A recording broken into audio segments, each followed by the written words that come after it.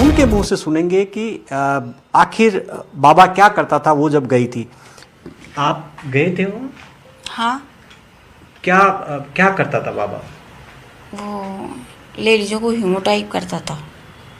Ladies ही बुलाता था उसके? हाँ, किस तरीके से करता था आप? मतलब कि जो सुंदर लड़कियाँ होती है उसको वो अंदर रखता था, और जो होती थी वो बाहर, जैसे कि मतलब खून निकलता था उनको बेचता था, घसीटता था, तो उसमें उनको खून निकलता था। अंदर घसीटता था? हाँ, क्यों घसीटता क्यों था?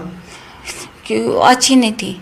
जो अच्छी नहीं होती उनको घसीटता था? हाँ, और जो अच्छी होती उनको अंदर ले जाता? अंदर ले जाता था। तो उसकी जो सेवादार होती थी वो महिलाएं होती थी? हाँ, तो ये काम महिलाएं करती थी? महिलाएं सब कुछ करती थी, नहाना दिलाना कपड़े धोना सब कुछ महिलाएं करती थी। अच्छा, बाबा को महिलाएं नहलाती थी? हाँ, सब महिलाएं नहला? सब महिलाएं। और कहते हैं कि बाबा कोई मोहिनी मुद्रा का इस्तेमाल करता था महिलाओं को रिझाने के लिए, ऐसा कुछ होता था? हाँ, होता था।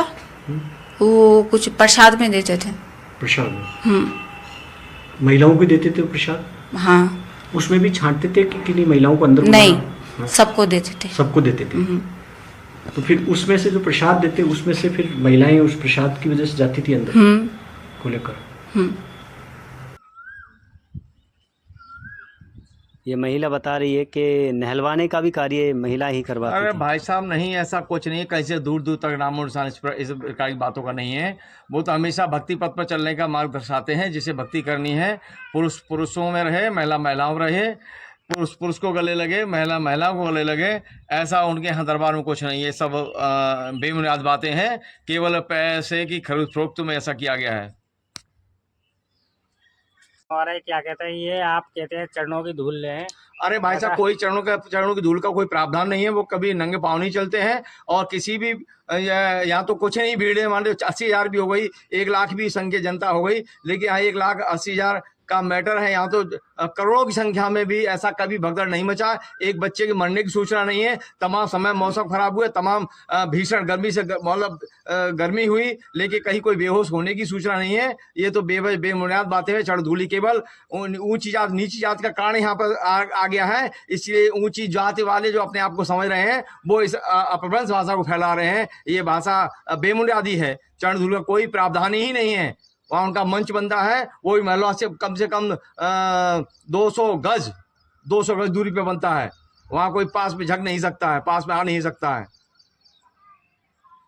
तो ये क्या सिर्फ ये अफवाह है। ये घटना 2 जुलाई 2024 की घटना के विषय में आप पूछेंगे तो एक हादसा है ये। और जो सत्य के साथ में कभी नहीं आए हुए लोग हैं, जो विरोधी तत्व हैं, उन्होंने ये उस साजिश के तहत कराया है। ये मात्र साजिश है बदनाम करने के लिए। सनातन विरोधी जो लोग हैं सत्य हजम नहीं कर पाते हैं, और सिर्फ ये केवल नारायण साकार हरि को बदनाम करने के लिए ये सब साजिश रची गई है।